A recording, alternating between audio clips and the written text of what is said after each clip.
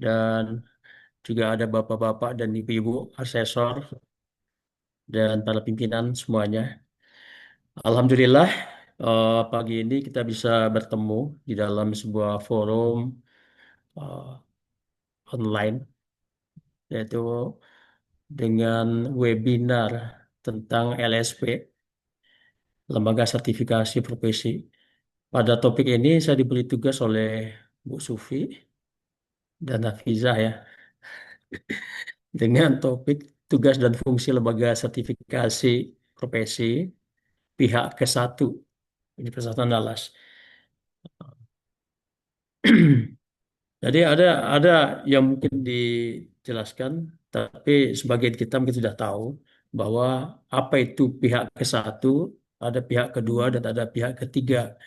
Pihak ke-1 itu adalah lembaga sertifikasi yang diberi kewenangan oleh Badan Nasional Sertifikasi Profesi atau BNSP untuk menyertifikasi mahasiswanya atau peserta didiknya. Nah, dibatasi hanya segitu. Dulu ada wacana, ada semacam peluang untuk bagaimana kita mensertifikasi orang-orang yang kita latih. Artinya ketika kita mengadakan pelatihan di UNAN, lalu bisa kita sertifikasi dengan kata lain, pesertanya bukan tidak selalu mahasiswa kita, bisa juga peserta dari luar atau mitra mitra industri kita yang meminta kepada kita untuk melakukan sertifikasi pada mereka. Tetapi dalam komunikasi ketika kita mengajukan skema sertifikasi K3, eh, itu komunikasi dengan verifikator, dua klausul kedua itu dicoret. Jadi kita hanya fokus kepada mahasiswa yang menjadi peserta didik kita.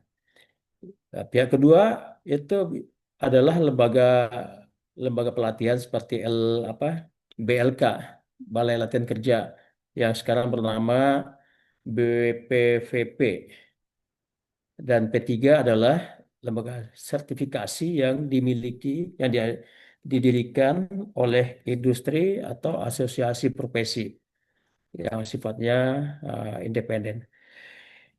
Bapak Ibu dan mahasiswa sekalian, oke. Eh, apa yang menjadi persoalan kita sesungguhnya yang selama ini didiskusikan, ramai kita bicarakan adalah ada tantangan tenaga kerja global, ada persaingan global, ada persoalan bonus demografi yang selalu kita sebut, ada persoalan ekonomi digital, dan juga ada persoalan otomatisasi. Pertama berkait dengan bonus demografi. Kita sudah tahu semua bahwa bonus demografi itu kan bicara tentang angkatan kerja itu melebihi porsi orang yang menjadi tanggungan atau eh, orang dengan usia yang menjadi tanggungan mereka. Nah, di situ yang disebut dengan angkatan kerja itu kan adalah usia 15 sampai 64 tahun. Ini ada pada posisi ini. Itu angkatan kerja adalah 15 sampai 64 tahun. 0 sampai 14 atau 65 ke atas itu adalah orang-orang yang menjadi tanggungan kepada eh, orang yang usia angkatan kerja tersebut. Artinya pada tahun ya, ini prediksi dari tahun 2025 sampai 2035 itu angkatan kerja itu 67,9% pada tahun 2025. Nah, itu angkanya 284 juta. 2030 eh, ada 296 juta, itu 68,1%. Jadi angkanya sangat besar. Apakah itu memang jadi bonus atau justru jadi beban? Ini persoalan kita. Persoalan bangsa ini, persoalan Universitas Andalas, persoalan Sumatera Barat. Apakah angkatan kerja yang besar itu betul jadi bonus atau justru jadi beban. Ini persoalan kita. Nah, itu jadi bahasan-bahasan seringkali, tetapi kita nggak tahu apakah itu dipahami, dihayati, sehingga menjadi langkah-langkah yang perlu diantisipasi. Kemudian persoalan ekonomi saat ini, kita udah tahu bahwa kebutuhan manusia saat ini telah banyak didukung oleh internet, dunia digital. Karena itulah yang menjadi wahana interaksi dan transaksi. Saat ini untuk mencari angkutan, kalau biasanya dulu kita naik angkot, jalan dulu keluar, atau lebih bagus misalnya taksi bisa dipanggil tapi nunggu dulu. Sekarang kan enggak.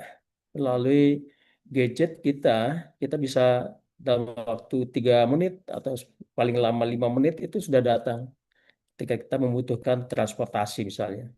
Kita malas keluar malam-malam, ya bisa juga ada GoFood, ada macam-macam banyak fasilitas yang kita miliki saat ini yang didukung oleh uh, kemajuan teknologi. Jadi transaksi ekonomi ini sudah sangat digital.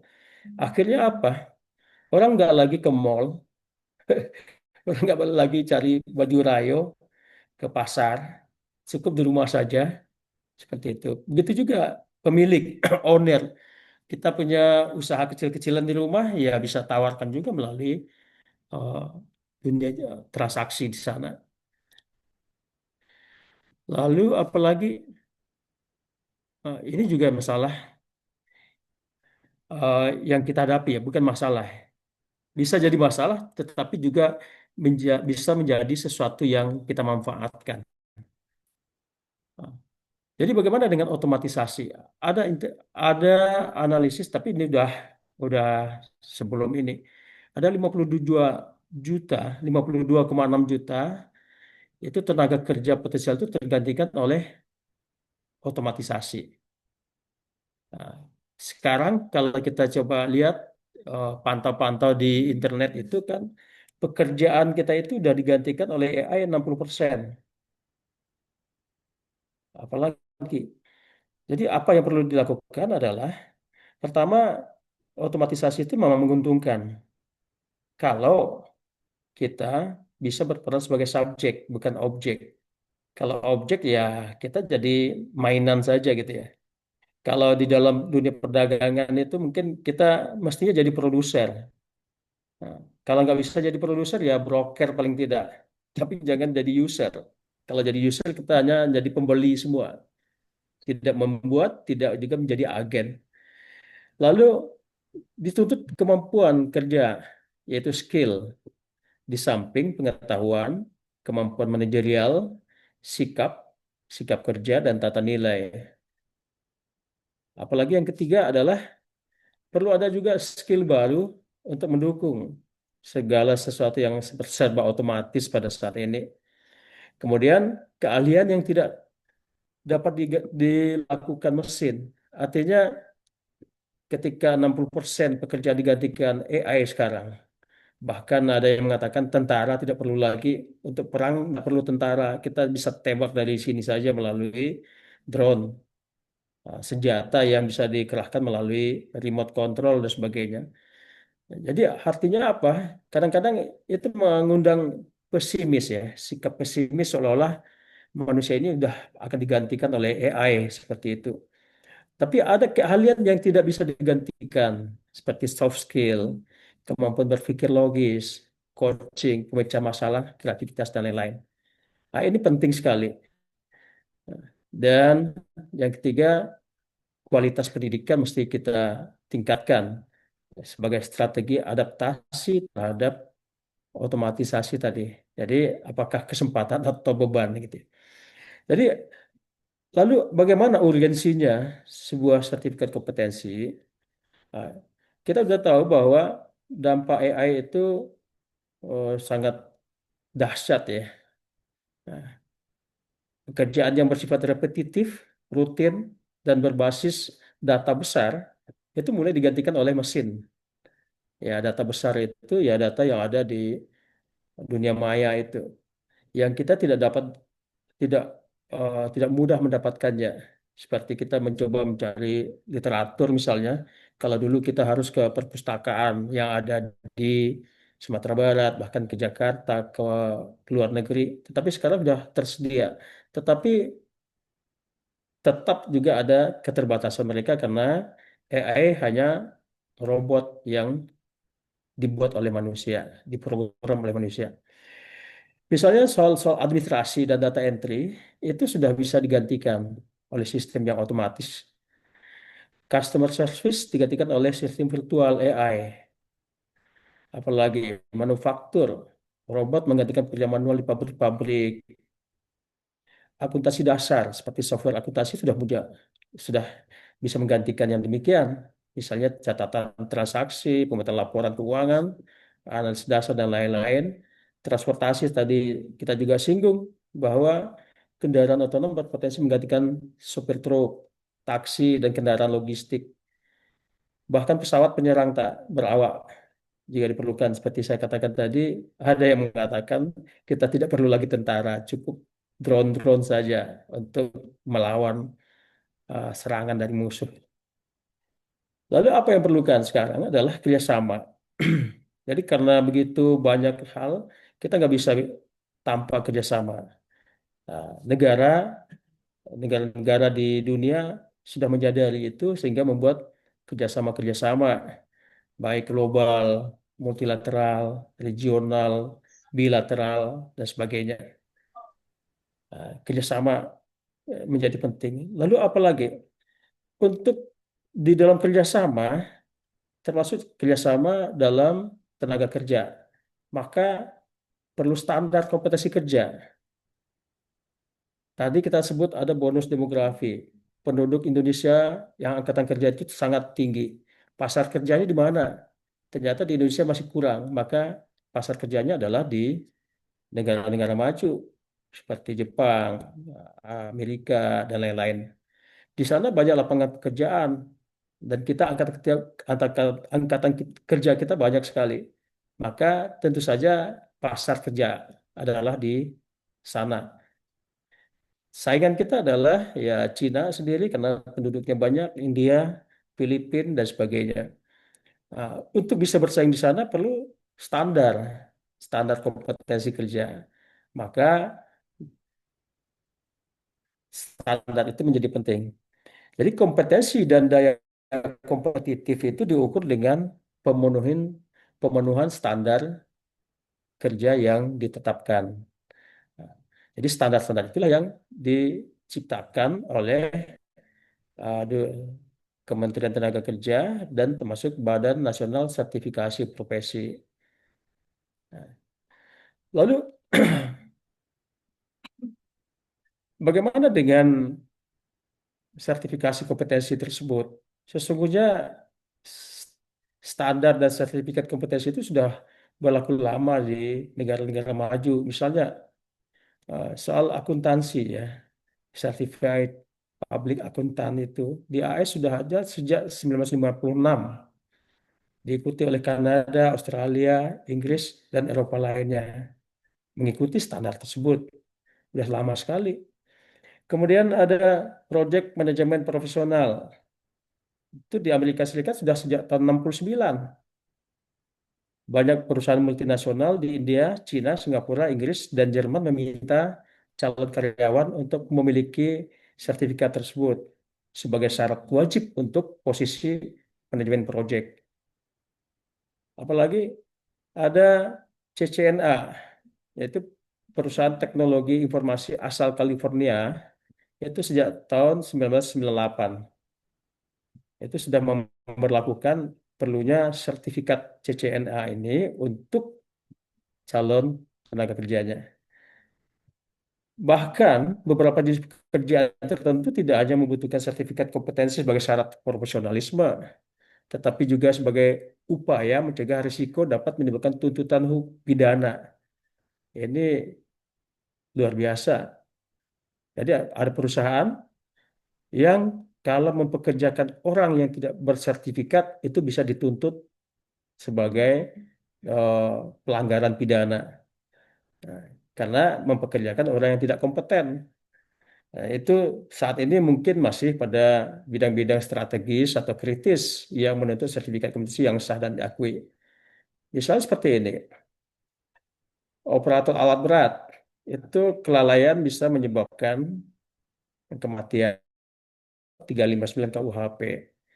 Teknisi listrik atau operator listrik kelalaian atau perbuatan yang membahayakan keselamatan umum itu ada KUHP pasal 187 sampai 188. Ahli las misalnya juga di industri migas dan konstruksi strategis itu ada pasal 187 KUHP tentang keselamatan umum. Ada juga PP 5 2001 tentang kewajiban sertifikasi welder di bidang migas. Ahli ketiga, nah ini skema yang kita ajukan dan itu didukung oleh sekitar 13 prodi di UNAN. Nah, kita sudah ajukan, sudah melalui proses verifikasi dengan verifikator BNSP itu lebih lebih kurang 5 bulan. Nah, tapi sekarang dokumennya sudah di BNSP. Kita tinggal menunggu, mudah-mudahan segera dikirimkan. Kalau itu terjadi, maka kita perlu bisa mensertifikasi mahasiswa calon lulusan kita dengan ahli ketiga. Apalagi yang lebih strategis dan kritis itu, misalnya nakoda, ABK, operator kapal laut, pilot, teknisi pesawat, personel aviasi, operator instalasi nuklir atau kimia berbahaya. Itu sangat ketat. Nah, lalu apa yang ingin kita katakan lagi adalah berdasarkan fakta-fakta perkembangan yang cepat seperti itu, maka Kementerian Pendidikan sesungguhnya sudah sejak tahun 2015 membuat peraturan standar nasional pendidikan tinggi. Lalu diubah dengan Permenristek Dikti nomor 50 tahun 2018, kemudian nomor 3 tahun 2020. Isinya apa? Nah, terutama pasal 27 ayat 5 huruf C. Mahasiswa yang dinyatakan lulus berhak memperoleh ijazah, sertifikat profesi bagi lulusan program profesi, sertifikat kompetensi, gelar, baru SKPI. Itu dinyatakan sejak 2015 bahwa ada hak pada lulusan itu memperoleh sertifikat kompetensi. Kalau hak bagi mahasiswa atau lulusan itu sama dengan kewajiban bagi institusi. Nah, ini dasarnya. Jadi mahasiswa berhak, institusi wajib. Nah, itu sejak 2015, makanya di UNAN kita sudah rintis LSP ini pada tahun 2018. Tetapi karena berbagai hal, termasuk COVID 2019, itu tertunda-tertunda, akhirnya lisensinya baru kita peroleh pada 23 Juni 2023. Nah, lalu bagaimana posisinya di UNAN atau perguruan tinggi itu kan ada prodi, dia punya kurikulum.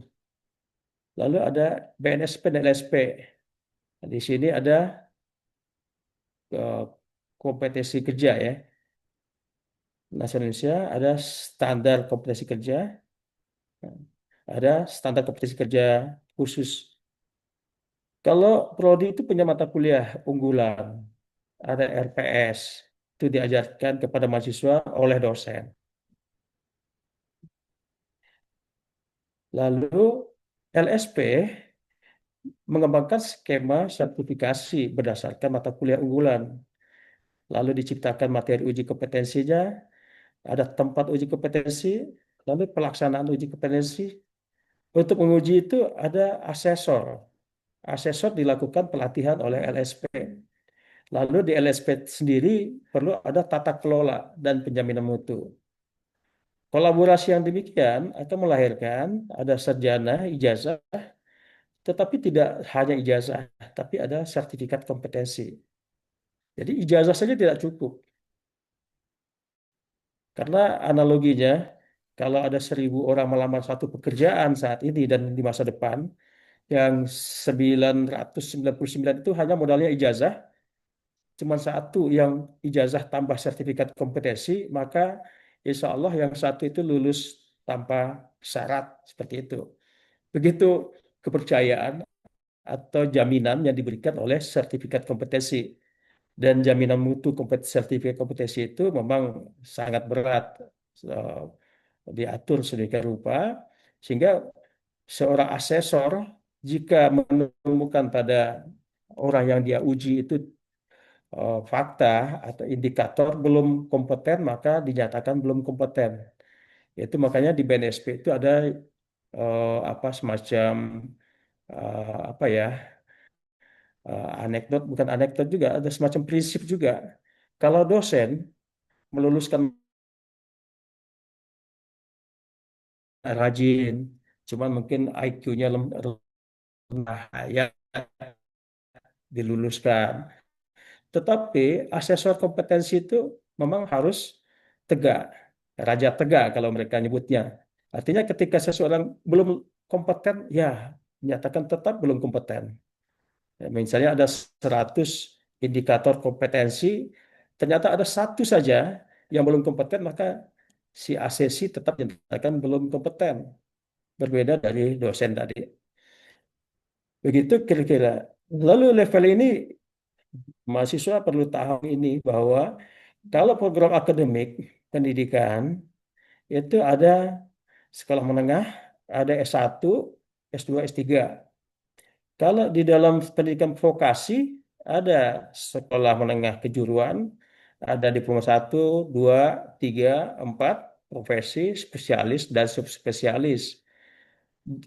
Ini setarakan dengan kerangka kompetensi nasional Indonesia. Dia beri label 1, 2, 3 sampai 9. Nah, lalu jabatannya itu ada operator. Kalau sampai levelnya D1 itu masih operator, bahkan sampai D2. D3, D4 itu udah teknisi analis. Dan D4 atau sarjana, profesi dan seterusnya itu udah ahli. Dan kategori ini ditentukan di dalam kompetensi. Lalu bagaimana dengan UNAN? Nah, UNAN setelah mendirikan LSP 2018, 5 tahun setelah itu baru dapat lisensi, kita sesungguhnya punya beberapa skema. Tetapi pada tahun 2025 ini, rektor itu terus ke dekan, terus ke prodi, itu sudah sepakat membuat target, ya semacam kontrak kinerja. Itu lulusan setiap prodi, setiap fakultas dan universitas itu 5%. 5% itu adalah punya sertifikat kompetensi. Ini sudah komitmen dari UNAN pada tahun 2025 ini. 2026 tentu saja kita harus meningkat terus. Kalau sama itu rugi. Kalau yang beruntung itu ya mesti meningkat terus. Kalau berkurang tahun depan itu celaka katanya. Lalu kita coba lihat di UNAN itu ada 152 program studi. Mahasiswanya lebih dari 33.000. Seperti ini. Kemudian dosennya ada 1.590 orang. Teknik ada 147. 1.447 orang tekniknya. Lalu apa yang terjadi? Yang kita dapati sekarang adalah eh, skema sertifikasi itu baru ada 9. Ada eh, di Fakultas Ilmu Budaya. Sesungguhnya itu bisa menampung semua prodi yang memiliki apa namanya, mata kuliah yang relevan. Di situ ada sertifikasi pemandu wisata dan tour leader. Ada 2. Fakultas Pertanian punya 4 skema. Ada asisten kelapa sawit, ada fasilitator pertanian organik, ada pelaksana kultur in vitro dan manajer pemasaran agrobisnis. Peternakan ada 2, manor farm unggas pedaging dan petugas intervensi buatan. FTI 1, yaitu ICT Project Manager. Ini baru 9 skema. Jika kita bisa taruhlah skema-skema ini satu skema, satu prodi, artinya kita baru 5,92. Mungkin itu dasarnya mengapa UNAN menetapkan target kita 5% aja dulu pada tahun ini. Lalu bagaimana dengan prodi yang lain yang untuk memenuhi target 5% kalau tidak ada skema ini? Nah, ini persoalan. Ini para Bapak dan Ibu Ketua Prodi di fakultas yang ada di UNAN ini mulai berpikir mestinya, dan kita siap untuk mendampingi bagaimana mengembangkan skema. Lalu sebaran asesor. Asesor itu sejak 2000 oh, yang mengikuti pelatihan sejak 2014 2018 itu baru 23 orang. Ketika kita sudah beriktikat, UNAN setelah beriktikat untuk mendirikan LSP, mulai ada pelatihan ASKOM, Asesor Kompetensi itu pada tahun 2022. Itu yang ikut baru pertanian, ilmu budaya, peternakan, dan teknologi informasi. Nah, akhirnya jadi 24. 2023 itu bertambah, ada ilmu sosial tambah satu orang, TP, FKM dua orang, teknik dua orang. Jadi total waktu itu 21 orang. Angkatan 2024, gelombang ketiga, itu selain tiga pertanian, ilmu budaya dan peternakan, ada farmasi tiga orang, ilmu sosial tambah dua orang, MIPA ada tiga orang, teknologi pertanian tambah dua orang, kemudian ekonomi satu, hukum satu, keperawatan satu, SDM Tendik ada satu, 19. Kemarin 2024 ada tiga orang ilmu budaya, TP dan lain, akhirnya 20. Total semua baik yang ikut di Askom yang dilaksanakan oleh SPD UNAN itu ada 107. Ada yang ikut di luar. Kalau ikut di UNAN kemarin sampai kemarin masih gratis. Pada tahun ini ada satu angkatan mungkin akan kita adakan di biaya UNAN. Kalau kemarin itu di biaya UNAN sekitar 6 jutaan. Tapi ada kawan yang tidak lulus di Askom UNAN, kemudian terpaksa ambil keluar, termasuk di UGM, itu membayar memenuhi biaya sampai 15 juta. Jadi kalau ikut di UNAN ya tahun ini hanya 24 orang untuk. Artinya apa? Para dosen yang menyadari ini penting itu diri. Nah, sementara LSP dengan kondisi efisiensi saat ini kita hanya bisa melaksanakan satu angkatan nanti untuk 24 orang. Nah, sekarang punya syarat lagi yang lebih berat, bukan lebih berat ya. Untuk menjadi untuk ikut ASKOM, pelatihan asesor kompetensi, ada syaratnya telah memiliki sertifikat kompetensi teknis atau ikut internalisasi 1 hari. Jadi kalau lulus internalisasi baru boleh ASKOM atau sudah memiliki sertifikat teknis. Lalu apa yang dilakukan oleh tanggung jawab LSP? Tanggung jawabnya adalah mengembangkan skema sertifikasi. Target kita adalah minimal satu prodi itu punya satu skema. Kalau sekarang ada 152 skema, prodi berarti ada 152 skema yang mestinya ada di UNAM agar Permenristek Dikti tadi pasal 27 ayat 5 huruf C itu terpenuhi. Gitu. Setiap skema dikembangkan dari mata kuliah unggulan. Nah, ini kaitannya dengan prodi. Bapak Ibu Ketua Prodi atau adik-adik mahasiswa yang di prodinya belum punya skema sertifikasi perlu diusulkan kepada Ketua Prodinya biar Ketua Prodinya datang ke LSP dan kita berkolaborasi segera. Lalu setiap skema minimal diampu oleh sesungguhnya dua, bisa dua, tapi kalau dua orang akan kelabakan. Ya minimal 4 orang asesor. Kalau gitu akan ada 304 asesor kompetensi. Sekarang baru 107. Lalu pelatihan asesor kompetensi yang diwadahi oleh LSP. Yang saat ini hanya satu angkatan jumlah 24 orang. Jadi sangat terbatas.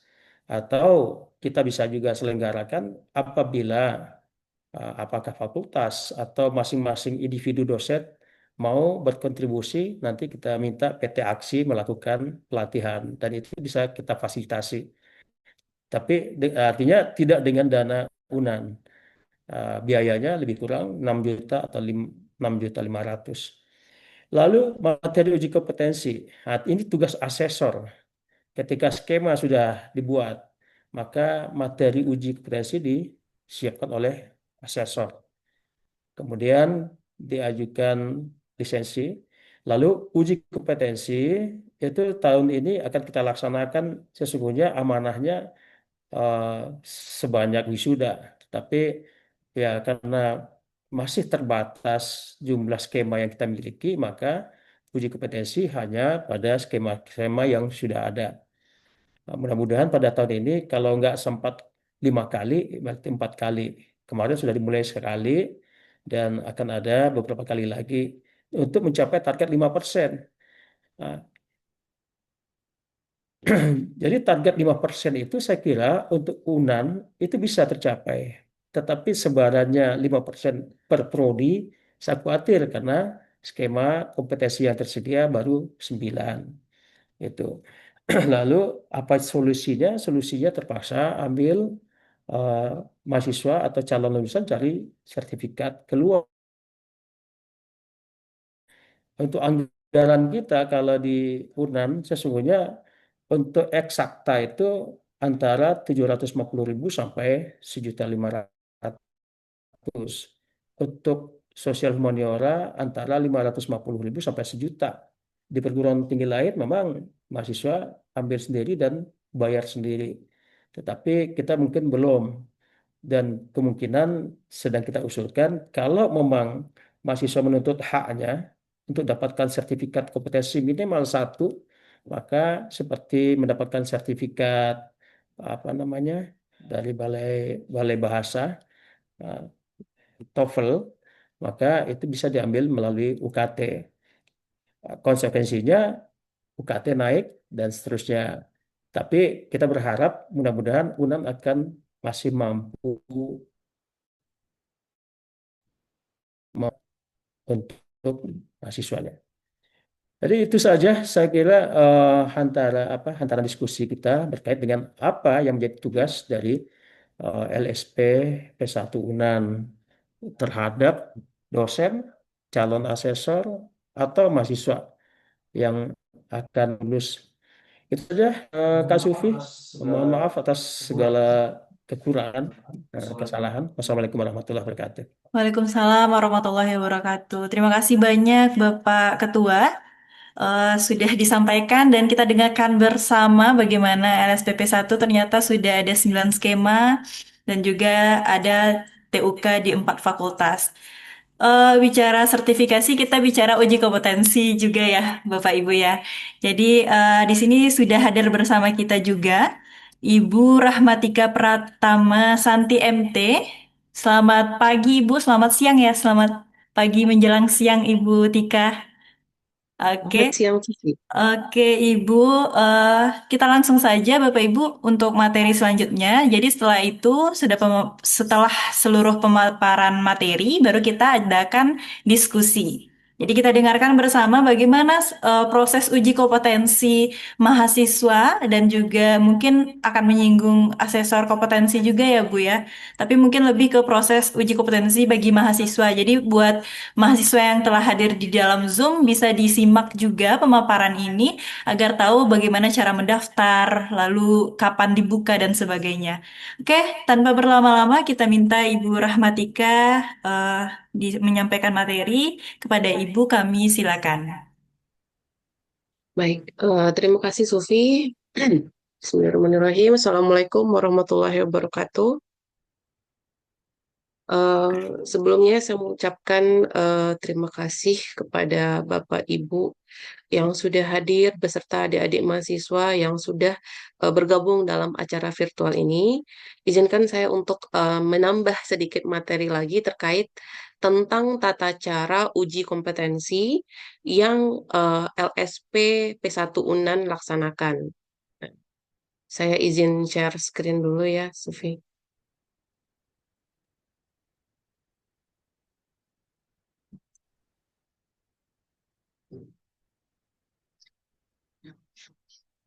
Baik.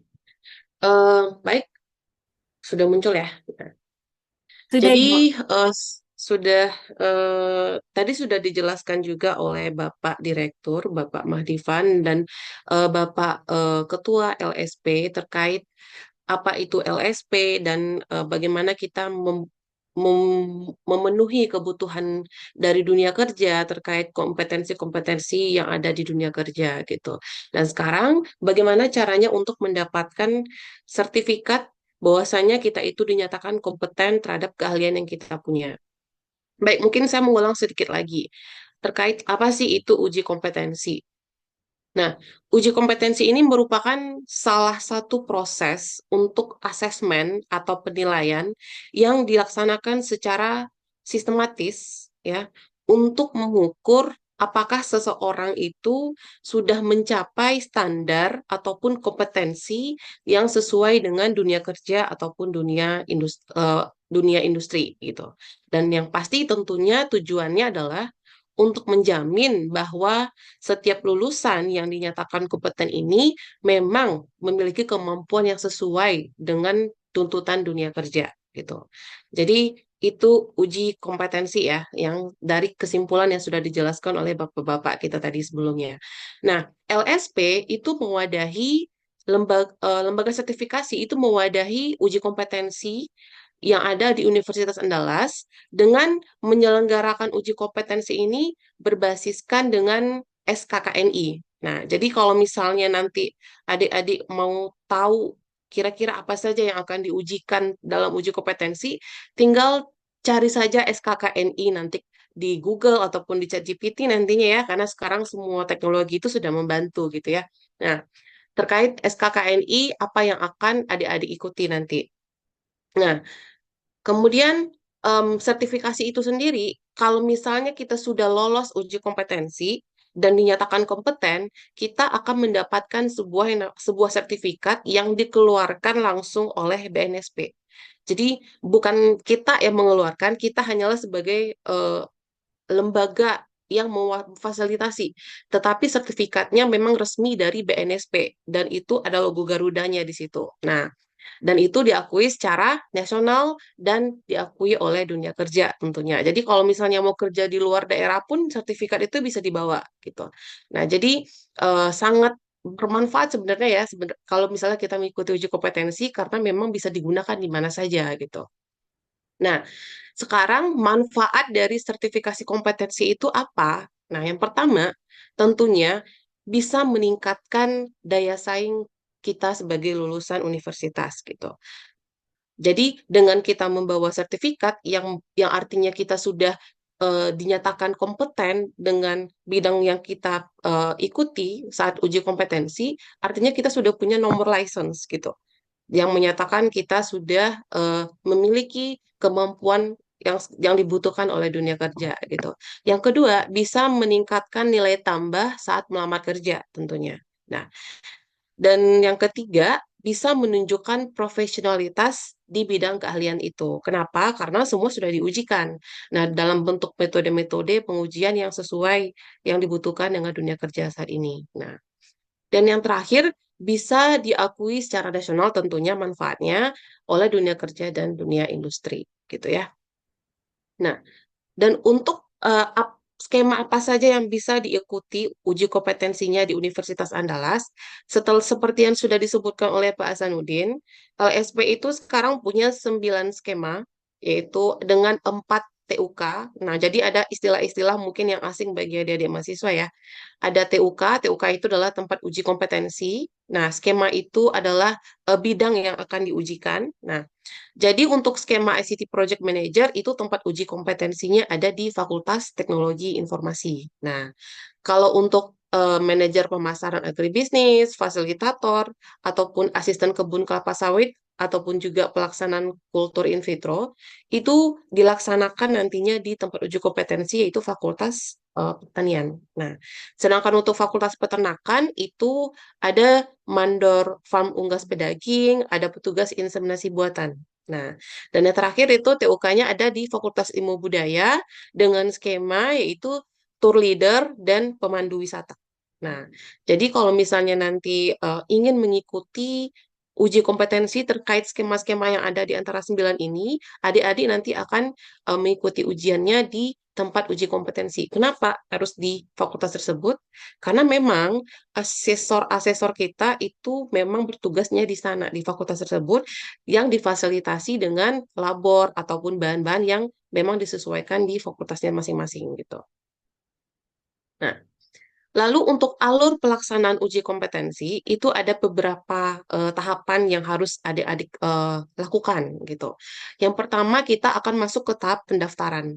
Untuk tahap pendaftaran itu biasanya adik-adik harus melek dulu terhadap informasi pendaftaran. Nah, jadi untuk menentukan informasi pendaftaran ini kapan bukanya, tentunya harus melek dong dengan media-media sosial yang ada terkait LSP P1 UNAN gitu. Jadi mungkin bisa dimulai dengan mengikuti atau memfollow Instagram LSP P1 UNAN ataupun mungkin mengunjungi website dari LSP UNAN gitu. Karena di situ juga sudah ada pengumuman-pengumuman ataupun skema apa saja yang akan diujikan. Nah, di situ juga sudah dilampirkan komponen-komponen apa saja nantinya yang diperlukan untuk diuji selama masa uji kompetensi gitu. Nah, setelah dapat informasi, adik-adik bisa mendaftar dan mengisi formulir di LSP. Nah, jadi adik-adik nanti akan diberikan sebuah formulir APL 01 dan APL 02. Nah, nanti akan saya contohkan bentuk formulirnya seperti apa dan eh, apa yang perlu diisi. Nah, lalu juga untuk bisa melengkapi formulir tersebut, adik-adik juga diharuskan melengkapi berkas-berkas yang sudah ditentukan gitu. Biasanya itu eh, berkas-berkasnya adalah CV atau mungkin KTP atau mungkin sertifikat pelatihan juga ataupun juga foto formal. Nah, ini tentatif ya untuk berkasnya karena untuk setiap skema itu berbeda-beda nanti berkas yang mereka butuhkan gitu. Jadi memang harus melihat informasi dari skema-skema yang akan diikutkan uji kompetensinya. Nah, form yang sudah diisi ataupun berkas yang sudah dilengkapi itu dikumpulkan ke LSP. Nah, LSP itu terletak di rektorat ya. Nah, untuk APL 01 itu merupakan sebuah formulir permohonan terkait sertifikasi kompetensi. Di situ adik-adik akan diminta untuk mengisi nama lengkap, kemudian nomor KTP atau nomor induk kependudukan kita ya. Nah, karena di sini sudah mahasiswa, pastinya sudah punya nomor induk kependudukannya dan mengisi data-data sesuai dengan KTP-nya ya. Jangan sampai berbeda karena nanti semua berkas itu akan diverifikasi juga oleh BNSP gitu. Nah, lalu juga mengisi data pekerjaan sekarang gitu. Nah, ini APL 01 ya, pengisiannya terkait data diri. Sedangkan untuk APL 02 itu merupakan sebuah formulir untuk asesmen mandiri. Jadi setiap adik-adik mau mendaftar itu akan diminta untuk mengisi asesmen mandiri sesuai dengan skemanya. Nah, jadi di sini harus diisi benar-benar sesuai dengan faktanya ya. Kalau memang kompeten, isi kompeten. Tapi kalau memang belum kompeten, isi dengan belum kompeten gitu. Nah, tapi cukup ada konsekuensinya kalau misalnya memang kita berani mengisi belum kompeten gitu. Nah, jadi saran saya memang kalau sudah yakin kompeten, maka isi saja kompeten gitu. Nah, ini untuk asesmen mandiri APL 02. Biasanya itu pertanyaannya cukup banyak. Jadi berdasarkan skema-skema yang ada ataupun kompetensi-kompetensi yang unitnya dari setiap skema itu berbeda-beda. Jadi mungkin dari ICT Project Manager ataupun dari Tour Leader itu nanti berbeda asesmen mandirinya sesuai dengan komponen yang akan diujikan. Nah, semua berkas itu nanti dikumpulkan ke LSP. Nah, lokasi LSP itu mungkin karena masih baru ya. Ada mahasiswa mungkin bisa mencarinya di rektorat lantai 1. Kita ada di lantai 1 dekat dengan ruangan akademik ya. Nah, kalau misalnya masih bingung, tinggal cari aja di Google Map LSPP 1 UNAN itu di mana. Insya Allah ketemu itu nanti ya, karena masih dalam lingkungan UNAN. Kita ada di sebelah kanan kalau dari auditorium gitu, dan kita ada di lantai 1. Nah, oke. Kalau semua berkas sudah dikumpulkan, kita bisa lanjut ke tahap asesmen, tapi sebelum itu berkas-berkas yang sudah dikumpulkan itu diverifikasi dulu oleh pihak admin LSP. Apakah benar berkasnya itu milik si pendaftar? Nah, kemudian kalau misalnya sudah dinyatakan.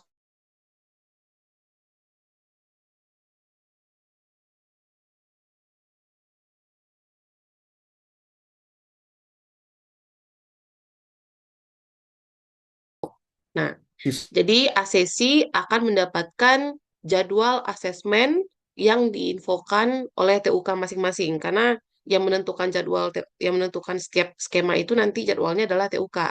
Karena ada kemungkinan skema satu dan skema lainnya jadwalnya tidak berbarengan gitu ya. Nah, itu terkait asesmen dan eh, setelah nanti diinfokan jadwal oleh TUK, ujian akan dilaksanakan di TUK masing-masing dan nanti dikelola oleh asesor tentunya. Nah, asesor ini adalah dosen-dosen adik-adik mahasiswa semua. Biasanya nanti dosen-dosen yang ketemu di tempat kuliah dulu, di tempat kuliahnya gitu. Nah, dan dengan metode asesmen yaitu bisa observasi, bisa wawancara, ataupun bisa pemberian instruksi ataupun ujian tulis. Nah, menyesuaikan nanti dengan setiap skemanya gitu. Kalau seperti kemarin itu ada yang di TUK Peternakan itu ada juga yang instruksi langsung ya praktek gitu. Nah, kalau misalnya di FTI kemarin juga ada itu menjawab pertanyaan gitu dan melakukan studi kasus gitu. Nah, itu berbeda-beda ya untuk metode asesmen dari setiap skema. Dan kalau misalnya asesmen sudah selesai, adik-adik menunggu dulu apakah eh, adik-adik itu kompeten atau tidak setelah hasil itu diproses oleh asesor. Nah, jadi semua asesmen itu nanti akan diperiksa, akan dievaluasi oleh tim asesor. Apakah yang asesi yang mengikuti uji kompetensi itu dinyatakan kompeten atau tidak kompeten. Nah, kalau kompeten maka bisa mendapatkan sertifikat, sedangkan yang belum kompeten maka dia belum bisa mendapatkan sertifikat dan tidak menutup kemungkinan bisa mengulang lagi uji kompetensi di periode berikutnya. Nah, dan untuk sertifikat itu prosesnya memang mencukup makan waktu ya adik-adik ya. Nah, kenapa? Karena sertifikat yang kita buat itu kita memintanya langsung ke BNSP. Jadi yang diberikan oleh BNSP ke LSP itu memang sertifikat yang mereka terbitkan sendiri ya untuk menjaga keaslian sertifikat itu. Nah, jadi memang yang ada segelnya di situ biasanya. Nah, dan ini memakan waktu biasanya bisa sampai 3 minggu, tergantung dengan eh, kelengkapan material hasil dari proses uji kompetensinya gitu ya. Kalau sudah sampai mendapatkan sertifikat, nanti akan diserahkan langsung oleh LSP ke setiap asesi yang dinyatakan kompeten tadi. Nah, lalu bagaimana caranya agar uji kompetensi itu setiap adik-adik asesi ini biar bisa lulus? Nah, yang pertama adalah memahami dulu terkait skema kompetensi yang diikuti. Nah, untuk skema kompetensi itu mungkin bisa, contohnya ketika ingin mengikuti tour leader, maka cari SKKNI-nya di eh, media sosial, di internet ya, di media internet, karena cukup banyak internet memfasilitasi. Nah, mungkin bisa dicari tuh kira-kira untuk contohnya yang untuk pemandu wisata gitu elemen-elemen apa yang akan diujikan. Nah, itu bisa.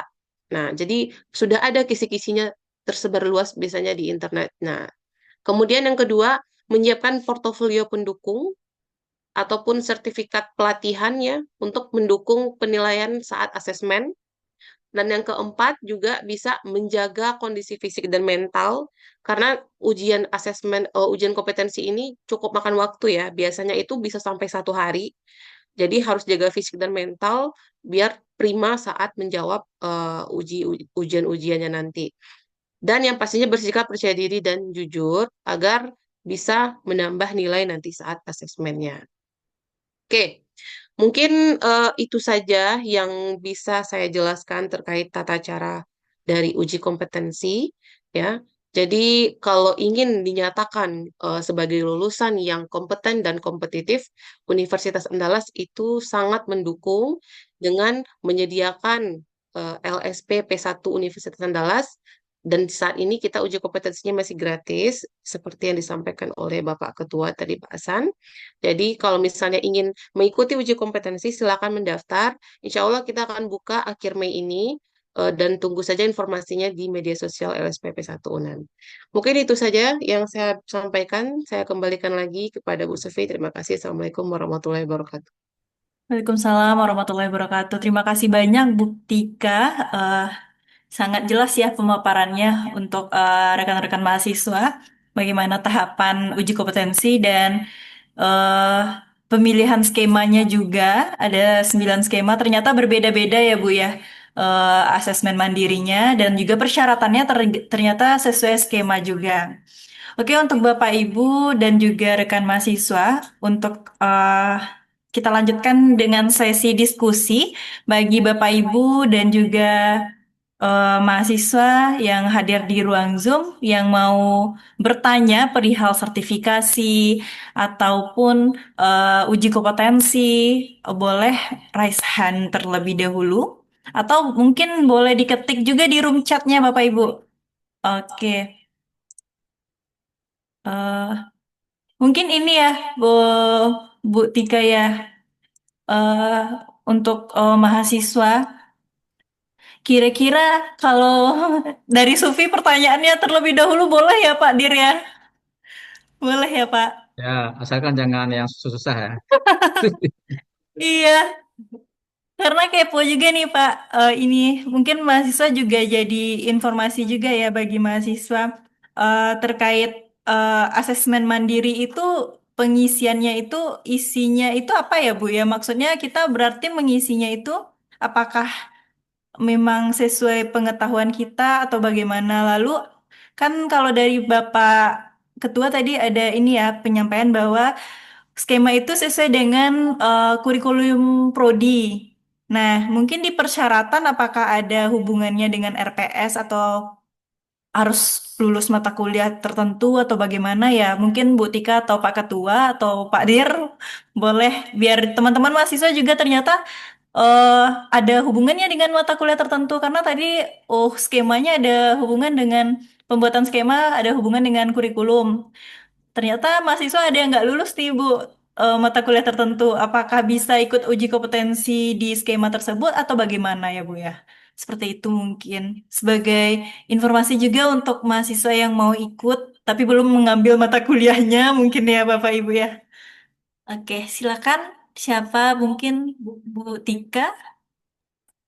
Oh, ada Bu Oke. Laila juga. Sebentar, Ibu Laila, gimana? Silakan, Bu Tika ya, Bu ya. Iya, baik. Terkait pertanyaan yang Sufi ajukan ya, kalau misalnya ada persyaratan seperti mata kuliah, nah biasanya itu dilampirkan juga di skema Sufi, mata kuliah yang pernah diikuti gitu. Dan Oh, biasanya sinyal. skema seperti itu akan meminta saya ya yang pernah melakukan uji kompetensi. Nah, kalau misalnya belum pernah ya maka artinya persyaratan tidak bisa terpenuhi gitu. Sehingga nanti saat diujikan kalau misalnya memang belum pernah mengambil mata kuliah itu artinya tidak ada dong bekalnya untuk mengikuti uji kompetensi itu gitu. Sedangkan itu adalah salah satu media untuk mendapatkan bahan apa yang akan diuji kompetensikan gitu.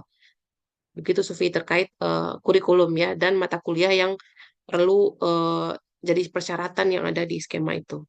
Oke, berarti emang harus baca ya, Bu, sesuai skemanya. Itu ada persyaratannya, lulus mata kuliah tertentu apa tidak gitu ya, Bu ya.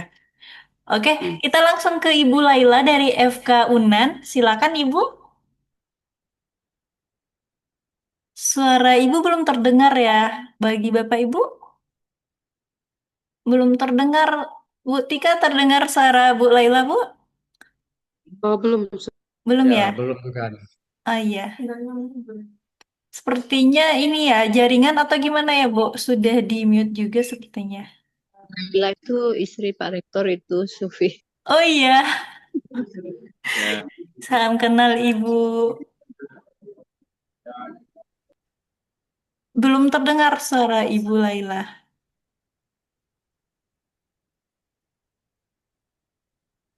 Saya chat saja. Oke, siap Ibu, ditunggu. Oke, Bapak Ibu yang lain atau mahasiswa? Iya, Bapak. Oke, bentar. Ya, sepertinya Baik. ada yang ingin Oh, disampaikan Pak Hasan. Silakan, Pak. oh ya. Oke, saya perlihatkan satu mana ini.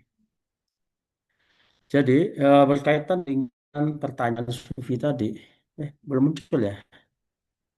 Sudah, Pak, sudah muncul. Oh, apanya nggak bisa di share mata kuliah. Jadi ada kaitan antara mata kuliah dengan skema. Jadi di dalam salah satu syarat mengikuti itu adalah memang mata kuliahnya ada. Misalnya pemandu wisata, seseorang yang akan ambil sertifikat atau uji kompetensi pemandu wisata, maka dia harus lulus mata kuliah kalau ada mata kuliah pemandu wisatanya atau ada mata kuliah kepariwisata yang lain. Tetapi pemandu wisata itu diajarkan di dalam mata kuliah tersebut. Makanya di dalam salah satu syarat nanti untuk maju itu adalah pertama KHS. KHS-nya dilihat di situ apakah pemandu wisata memang ada mata kuliahnya atau kalau tidak mata kuliah pariwisata apa yang lain yang mereka ikuti. Kalau mata kuliah uh, bukan pemandu wisata, maka perlu RPS. Misalnya yang ada adalah wawasan wisata. Seperti di Fakultas Ilmu Budaya itu namanya ada wawasan wisata budaya. Kalau dia wawasan wisata budaya, maka di RPS-nya ada nggak unit-unit kompetensi yang ada di SKKNI tentang pemandu wisata. Jadi kalau itu syaratnya ada, baru eh, bisa memenuhi untuk bisa ikut. Jadi oleh karena itu penting ada mata kuliahnya. Jadi prodi-prodi perlu mengembangkan mata kuliah unggulan yang saya sebut tadi yang eh, bisa dikembangkan jadi salah satu skema sertifikasi. Lalu kemarin ada juga mahasiswa ekonomi yang datang. Pak, saya mau ikut ujian ICT Projector, Bu Tika. Saya katakan, ayo ambil MBKM, pilih FTI, ambil mata kuliah yang relevan dengan ICT Projector, manajer proyektor gitu.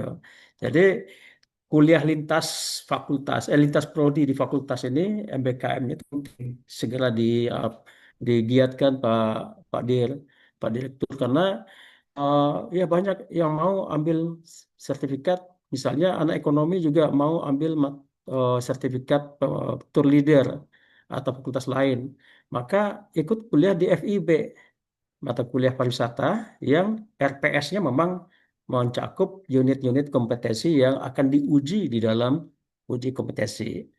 Begitu penjelasannya, Sufi. Terima kasih. Oke, terima kasih banyak Bapak, sangat jelas ya. Ternyata memang ada hubungannya dengan mata kuliah yang akan kita ambil ya Pak ya.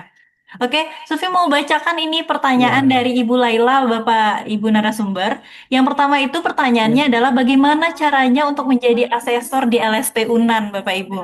Lalu yang kedua pertanyaannya itu untuk kompetensi yang akan diberikan oleh asesor, apakah materi dan modul harus disiapkan oleh si asesor? Apa syarat kompetensi yang akan dimasukkan dalam LSP ini, Bapak Ibu? Seperti itu pertanyaannya, Bapak.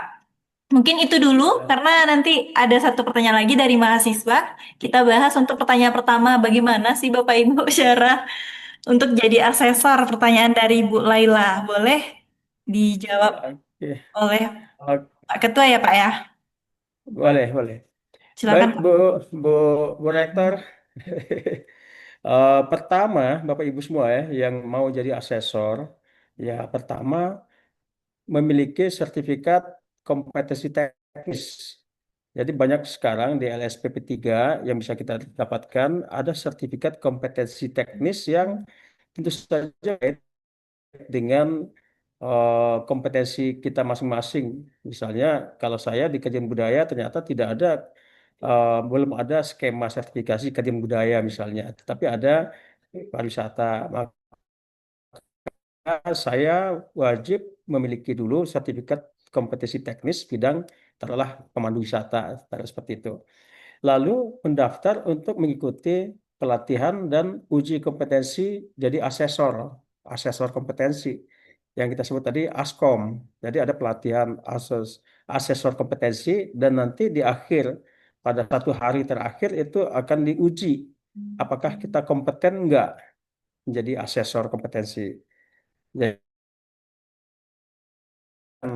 materi uji. Jadi skema apa? Kalau saya misalnya saya punya sertifikat kompetensi teknis pemandu wisata, lalu skemanya ada, ternyata materi ujinya belum tepat, nah, harus diperbaiki, atau memang belum ada sama sekali, maka saya sebagai asesor berkoordinasi dan ditugaskan oleh LSP mengembangkan materi uji kompetensi. Nah, materi uji kompetensi itu divalidasi oleh asesor yang lain. Kalau sudah valid, itulah yang akan diuji kepada mahasiswa nanti.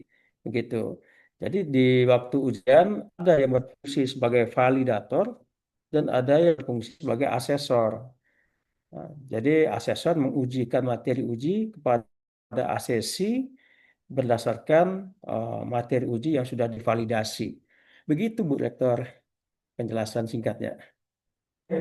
Iya, Terjawab Supi ya? Belum? iya, terima kasih Bapak. Jadi sebelum untuk jadi asesor itu kita harus punya sertifikat teknis dulu berarti ya Pak ya, sesuai dengan bidang. Lalu mendaftar ASKOM ya Pak ya.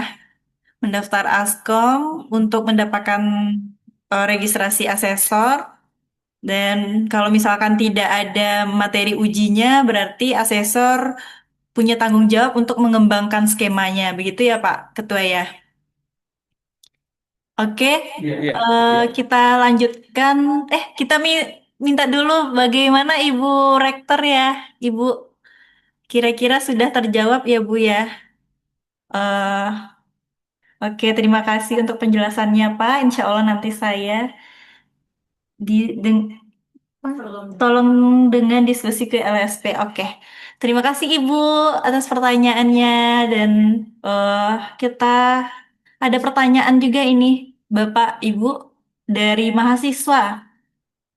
Ada Bobby Julianto bertanya, halo Bapak Ibu, saya mahasiswa UNAN ingin bertanya untuk pelaksanaan sertifikasi di LSP, apakah ada perioderisasi untuk pelaksanaannya seperti 2 kali dalam setahun atau 1 kali dalam setahun, biar lebih mempersiapkan. Terima kasih Bapak Ibu. Mungkin ini lebih ke butika ya Bu ya? Oke. Iya. Iya, Bagaimana Sofia. itu Bu? Apa ada priorisasi Bu untuk uji kompetensinya? Biar lebih Mm-mm. prepare nih Bu mahasiswanya sepertinya. Ya, sebenarnya kita dari LSP itu sangat ingin sekali untuk mengikuti periode wisuda ya, Sofia. Nah, tapi Iya. pada realisasinya saat melakukan uji kompetensi itu ternyata memang butuh waktu yang cukup panjang karena ini tidak hanya jadwal asesi, tapi juga bersamaan dengan jadwal para asesor beserta validatornya gitu. Jadi kita akan mencoba semaksimal mungkin untuk mengikuti periode wisuda. Nah, insya Allah periode wisuda, tapi yang wisuda Juli kita belum bisa ikut barengan ya, Sofia. Eh, yang nanya siapa ya, Bobi ya. Nah, jadi untuk periode Juli ini kita belum bisa ikut berbarengan dengan untuk Juli karena terlalu dempet dengan wisuda yang sebelumnya dan eh, berdepatan juga dengan ujian akhir semester gitu. Dan kita akan melaksanakannya seminggu sebelum wisuda, tetapi bukan untuk periode bulan Juli. Nah, dan rencananya LSP itu minimal akan melaksanakan 4 kali dalam setahun. Target kita tuh sesuai dengan wisuda, berarti 6 kali dalam setahun gitu. Tapi karena sudah ini periode wisuda yang kedua, udah periode wisuda yang ketiga ya bulan Juli ini gitu. Jadi mungkin tidak sampai 6 kali setahun. Mungkin tahun ini kita targetkan 4 atau 5 periode dalam tahun ini yang insya Allah akan kita laksanakan uji kompetensinya nanti dan pastinya infonya akan kita sebarkan nantinya ke mahasiswa-mahasiswa nantinya. Oke, terima kasih Bu Tika. Eh, ada tambahan mungkin dari jawaban Butika atau sudah sampai ya Bapak Ibu yang bertanya tadi kebetulan mahasiswa kita ada Bobby. Jadi begitu ternyata uji kompetensi itu priorisasinya menyesuaikan dengan priorisasi wisuda ya Ibu Tika ya. Dan kebetulan tahun ini di tahun 2025 karena ada beberapa kendala, kemungkinan kita akan ada 3 kali lagi ya Ibu ya. Jadi ada 4 kali di tahun 2025. Oke, sama-sama. Terima kasih. Oke, untuk Bapak Ibu masih ada pertanyaan kira-kira atau mahasiswa yang lain yang mau bertanya? Cukup sepertinya ya Bu ya. Oke, gimana Pak Dir? Mungkin tambahan sedikit, Oke, boleh eh, Pak. tadi terkait dengan apa potensi yang ada di luar bidangnya kan. Eh, Tadi yang juga disampaikan oleh Pak Hasan ya untuk mendorong sekarang kan namanya bukan MKM lagi ya. Tapi meskipun namanya berbeda, makna dan esensinya sama, yaitu program kampus berdampak ya. Jadi kita mendorong sebetulnya mahasiswa ini bisa mengambil eh, mengambil kuliah di lintas prodinya gitu ya, di luar prodinya bahkan di luar fakultasnya. Nah, sebetulnya itu sudah kita lakukan sejak tahun 2020 ya. Jadi mahasiswa ekonomi bisa ngambil di matematik atau sebaliknya. Cuman kan terkendala ya, yang memiliki keterbatasan dalam hal teknis gitu ya. Di awal itu sangat banyak mahasiswa yang bisa mengambil, tetapi akhir-akhir ini karena keterbatasan itu mungkin ya, itu menjadi tidak terlalu populer gitu ya dilakukan oleh mahasiswa.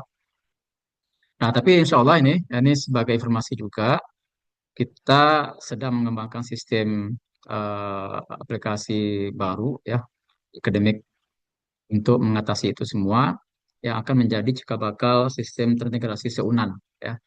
Karena akademik yang paling menjadi core bisnis kita di universitas ya, maka diamanahi di bidang Direktorat Pendidikan dan Pembelajaran untuk memulai eh, aplikasi ini dikembangkan. Jadi insya Allah mulai semester depan ya dari mahasiswa semua itu bisa dengan bebas ya, maksudnya bukan bebas ini ya, maksudnya dengan leluasa dan tanpa harus banyak kendala teknis ya untuk mengambil kuliah di luar prodinya, tapi tentu dengan mekanisme CC ya persetujuan dari prodinya masing-masing gitu ya. Tapi dengan aplikasi itu akan me- mempercepat akses saling terintegrasi itu sehingga yang kendala-kendala teknis tidak lagi kita temui. Nah, itu aja barangkali informasi tambahan tentang program cross enrollment nantinya insya Allah yang akan kita lakukan ke depan. Terima kasih, Pak Sufi. Terima kasih Pak. Ya, Ya, terima kasih banyak Pak Dir. Jadi ada informasi juga ternyata itu akan memudahkan juga untuk teman-teman yang mau uji kompetensi kalau sudah bisa mengambil mata kuliah di berbeda lintas jurusan ya Pak ya. Nah, jadi itu akan memudahkan juga kalau misalkan skemanya ternyata tidak ada di mata kuliah yang di jurusannya seperti itu. Mungkin itu ada yang mau menyampaikan pertanyaan lagi untuk para peserta atau masih bingung ini uji kompetensi atau untuk Bapak Ibu dosen yang mau jadi asesor ditanya juga kapan kira-kira askomnya lagi Bapak Ketua gitu ya agar bisa segera juga bisa seperti itu ya. Oke, tidak ada untuk Bapak Ibu. Gimana Bapak Dir, Pak Ketua, Bu Tika? Kita tutup atau bagaimana ya Bapak Ibu ya? Oke, sepertinya ada sedikit tambahan informasi juga dari Bapak Ketua kita nih untuk informasi. Silakan Pak. Bisa terlihat Terlihat Pak. bisa ya. Bisa Pak. Uh, di situ kan apa namanya persyaratan pemohon tadi ya. Uh, Jadi ini skema K3 yang sedang kita usulkan ke BNSP. Jadi di sini terlihat bahwa untuk dapat mengikuti skema uji kompetensi K3, Prodi Kesehatan Masyarakat telah lulus mata kuliah dasar K3, higien industri, ergonomi, kesehatan kerja, dan lain-lain ini. Kesmas banyak sekali mata kuliahnya yang relevan. Kemudian teknik industri, asal lulus mata kuliah keselamatan dan kesehatan dan lingkungan kerja. Mata kuliah prodi teknik lingkungan, misalkan mata kuliah sama persis dengan nama skemanya. Keselamatan, bukan ya, keselamatan dan lingkungan kerja. Yang persis sama itu adalah keselamatan ini teknologi industri pertanian. Mata kuliahnya K3. Nah, ini yang sama sesungguhnya ini keselamatan dan kesehatan kerja. Kimia, mata kuliahnya adalah keselamatan kerja laboratorium.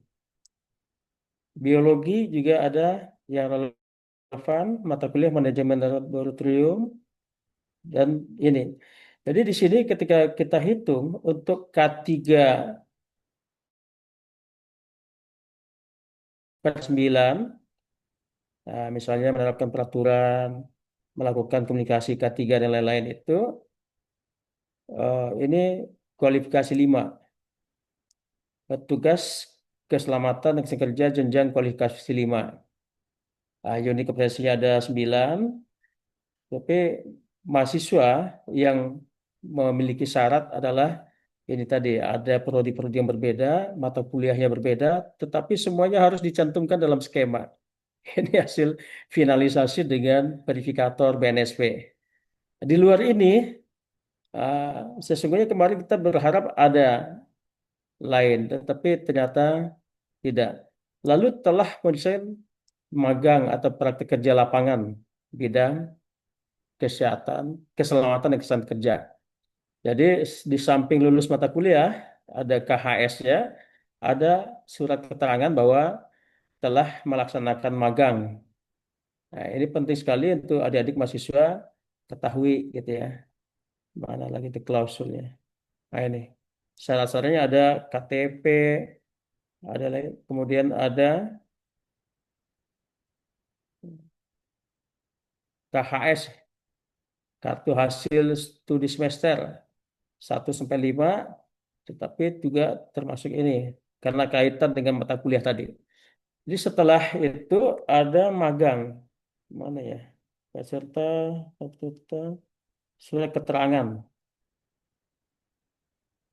lulus magang. Jadi tidak mudah untuk mendapatkannya. Bukan berarti adik-adik harus pesimis atau menyerah. Justru dengan tantangan ini perlu mengambil mata kuliah, ikut magang, dan mengikuti uji kompetensi dan lulus. Karena seperti dari paparan saya tadi, justru ini K3 termasuk kompetensi yang memiliki risiko.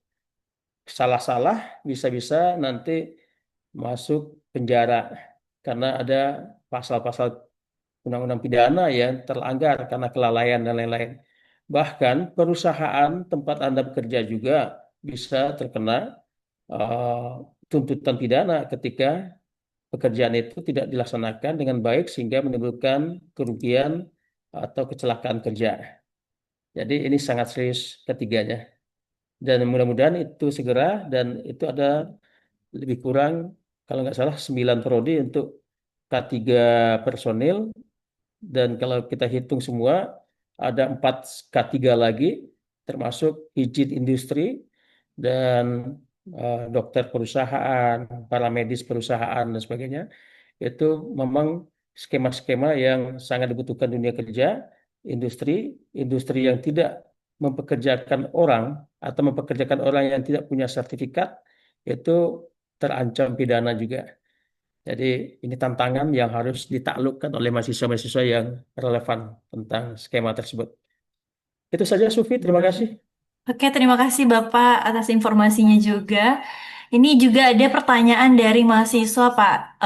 Namanya izin Sufi membacakan. Izin Bapak Ibu, saya telat mengikuti Zoom ini sehingga ada banyak info yang terlewatkan. Saya Ira dari Fakultas Hukum. Izin bertanya, untuk sertifikasi ini hanya terbatas prodi yang disebutkan di persyaratan saja. Apakah ada untuk sertifikasi yang bisa diikuti di luar prodi tersebut? Seperti itu pertanyaannya, Pak. Jadi dari Fakultas Hukum.